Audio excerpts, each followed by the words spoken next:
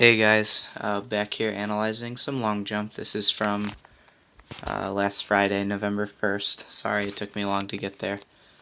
So, what I was working on was landing taller on my penultimate step because what I was doing before was giving before I hit the ground, which makes me spend too much time on the ground and slows me down a ton going into my jump. So if I land on my penultimate tall, like a normal step, right here, then theoretically I should be able to move through my penultimate faster and have a better jump. So on the third to last step we look to push up. I do a good job, my hips are up, and when my foot lands I am pretty close to straight up and down.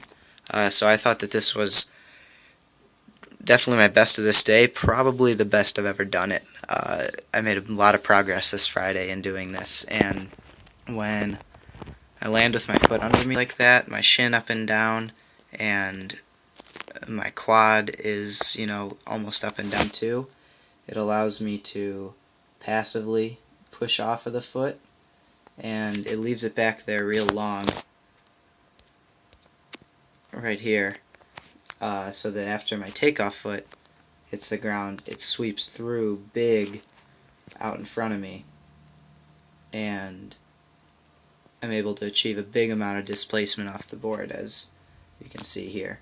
My hips are far in front of my feet, and that's awesome. And yeah, so that's what I was working on, getting my foot all the way under my hips, being tall on it, and then bringing it through big so I could have a big jump.